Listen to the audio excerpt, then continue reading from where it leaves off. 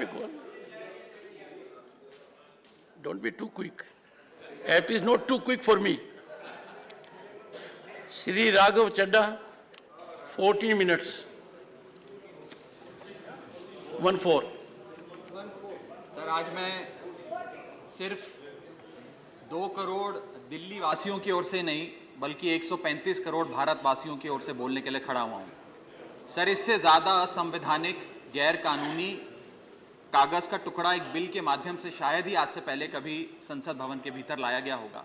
और अपना वक्तव्य शुरू करने से पहले मैं महाभारत के एक अंश का वर्णन करना चाहूँगा जिसे रामधारी सिंह दिनकर ने एक बहुत ही महत्वपूर्ण कविता में लिखकर बताया है, जिसमें भगवान श्री कृष्ण एक शांति दूत बनके पांडवों की ओर से हस्तिनापुर जाते हैं शांति का प्रस्ताव लेकर।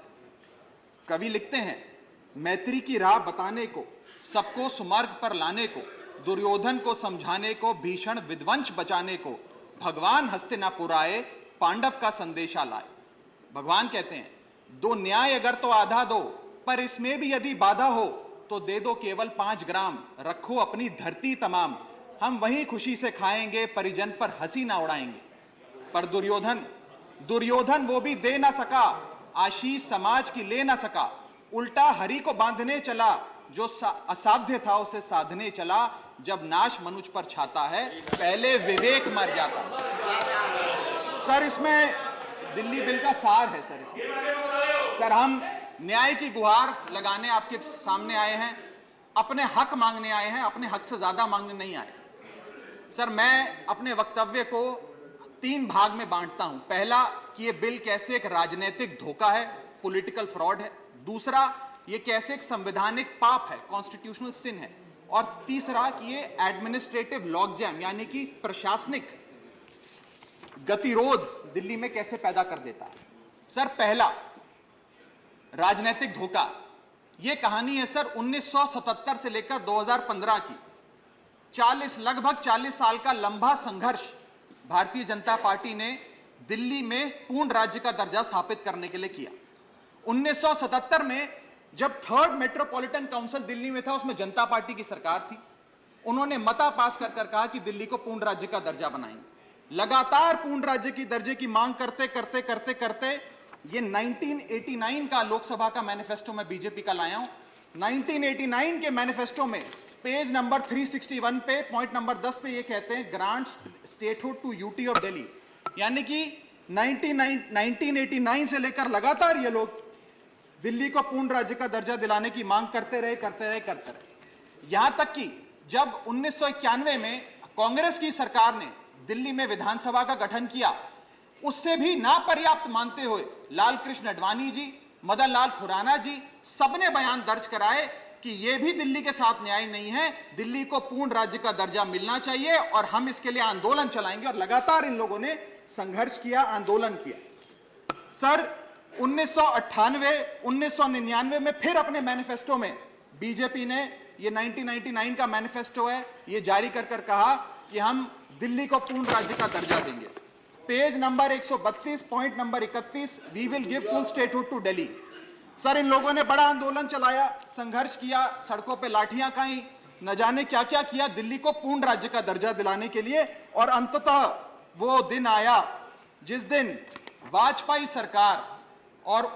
सरकार के उप प्रधानमंत्री आदरणीय लाल कृष्ण आडवाणी जी इस सदन के भीतर एक बिल लाए, द कॉन्स्टिट्यूशनल अमेंडमेंट बिल 2003, जो दिल्ली को पूर्ण राज्य का दर्जा देता है।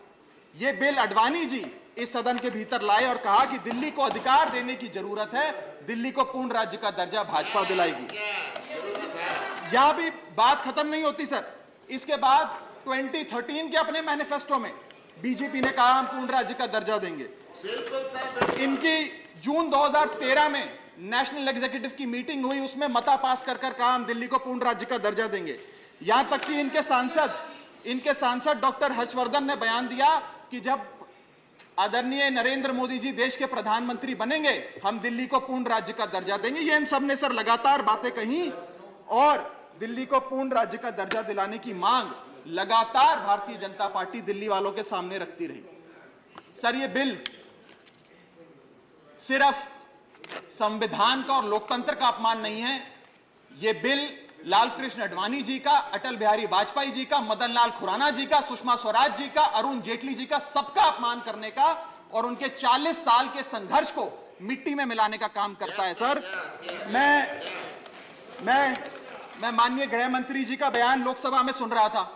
उन्होंने कहा कि नेहरू जी ने, पंडित नेहरू ने यह बात रखी थी कि दिल्ली को पूर्ण राज्य का दर्जा नहीं मिलना चाहिए।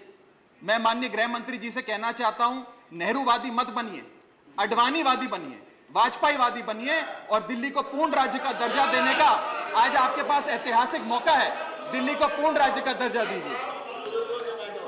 सर, इस बिल को लाने का असल कारण क्या है? यह बिल क्यों लाया गया है? पिछले 25 साल में दिल्ली में 6 बार विधानसभा के चुनाव हुए। 6 के 6 चुनाव भारतीय जनता पार्टी बुरी तरीके से हारी। यहां तक कि 2015 और 20 में आजाद भारत के इतिहास की सबसे बड़े जनादेश की सरकार अरविंद केजरीवाल ने दिल्ली में बनाई। क्योंकि ये पिछले 25 साल चुनाव नहीं जीत पाए और अरविंद केजरीवाल और आम आदमी पार्टी के आने के बाद ये जानते हैं कि अगले 25 साल भी ये लोग चुनाव नहीं जीत पाएंगे, तो सरकार को नष्ट करने का काम कर रहे हैं। ना रहेगी सरकार और ना रहेगा चुनावों का महत्व, ना रहेगा बांस, ना बजेगी बांसुरी। लेकिन मैं आज इस मंच से भाजपा से अनुरोध करूंगा कि कम से कम लाल कृष्ण आडवाणी जी को न्याय दीजिए, कम से कम उनकी इच्छा पूरी करिए, दिल्ली को पूर्ण राज्य का दर्जा दीजिए। सर, मेरा दूसरा भाग कि कैसे यह बिल एक संवैधानिक पाप है। सर, पहली चीज, ये abuse of ordinance making powers है, आर्टिकल 123 जो संविधान का देता है। संविधान ये कहता है, और वाईवी चंद्रचूड़ साहब का AK Roy versus union of India एक बड़ा महत्वपूर्ण लैंडमार्क जजमेंट है, जिसने कहा कि ऑर्डिनेंसेस सिर्फ आपातकालीन और विषम परिस्थितियों में लाए जाएंगे। ऐसी कौन सी आपातकालीन और विषम परिस्थितियां आ गई कि आपको सुप्रीम कोर्ट के फैसले को 8 दिन के भीतर बदलना पड़ गया? दूसरा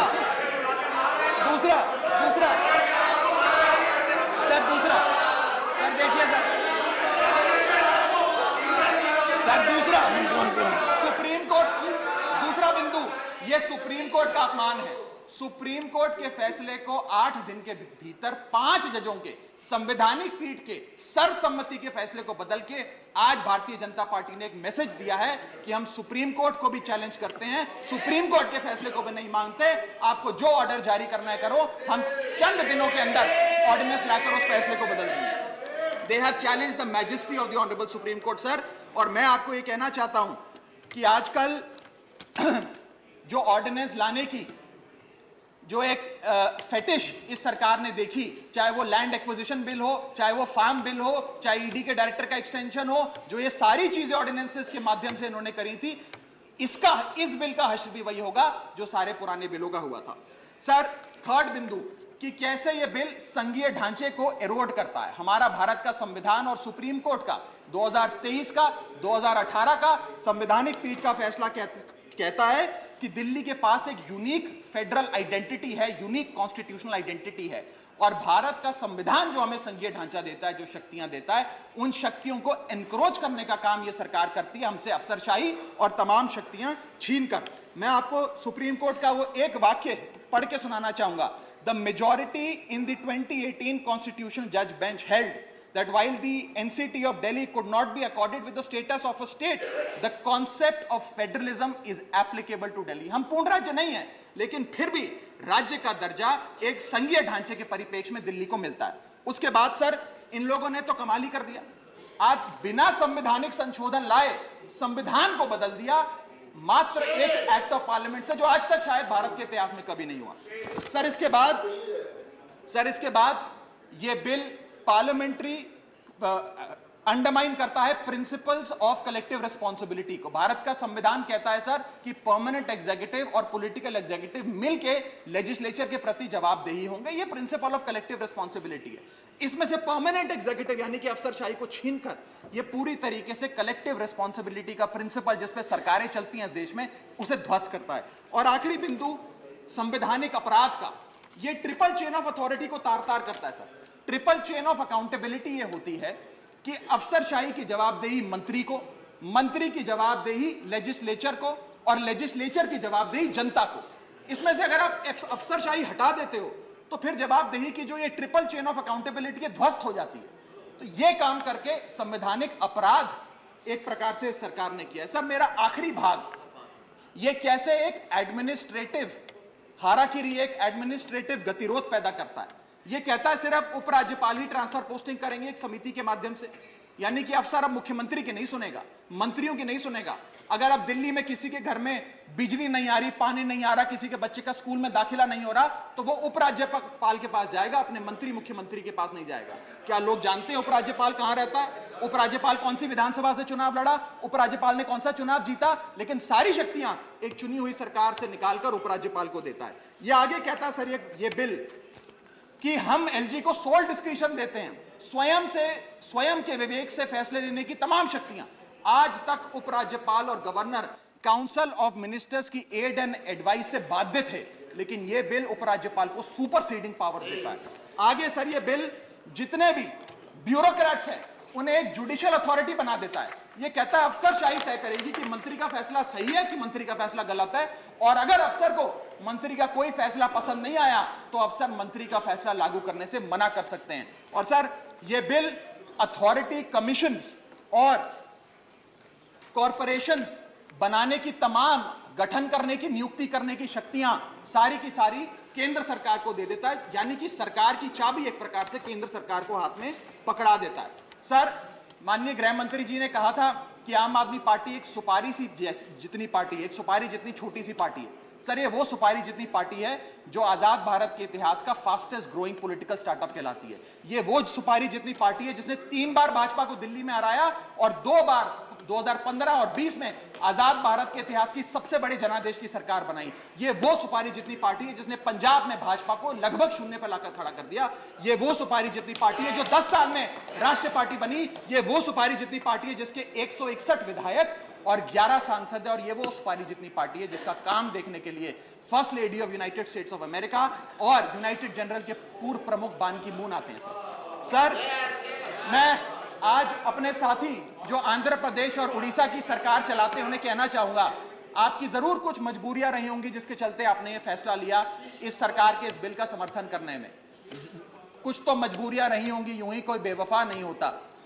लेकिन मैं आपको कहना चाहता हूं कि आग जब लगेगी तो बहुत दूर तक जाएगी। राहत इंदौरी साहब का एक बड़ा महत्वपूर्ण शेर है, अगर खिलाफ है होने दो, जान थोड़ी है, ये सब धुआं है, आसमान थोड़ी है, लगेगी आग तो आएंगे कई घर जद में, यहां सिर्फ हमारा मकान थोड़ी है। लेकिन जब आपके घर में आग लगेगी आम आदमी पार्टी आपके साथ खड़ी होगी, मैं आपको विश्वास दिलाता हूं। और सर मैंने अपनी बात शुरू करी थी महाभारत के एक अंश से, मैं समाप्त भी महाभारत के एक अंश से करूंगा। सर बीच कुरुक्षेत्र के मैदान में जब युद्ध प्रारंभ होने वाला था तो युधिष्ठिर ने शंखनाद करने से पहले एक घोषणा करी और कहा कि यह धर्म की लड़ाई है।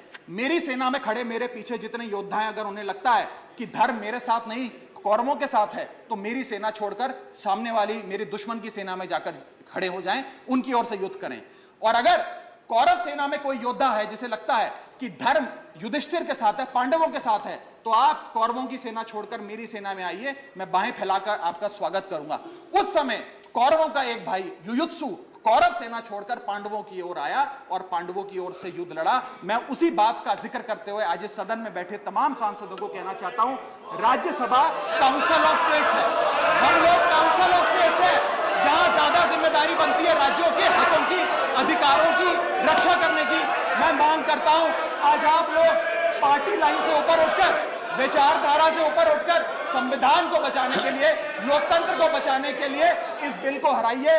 आज ये इतना असंवैधानिक और गैर कानूनी बिल अगर ये सफल हो गया तो हो सकता है आज के बाद आने वाले समय में ये लोग देश में चुनाव ही ना कराएं, चुनावी प्रक्रिया को खत्म करने से। बहुत बहुत शुक्रिया। Doctor Sasmit Patra, Thank you.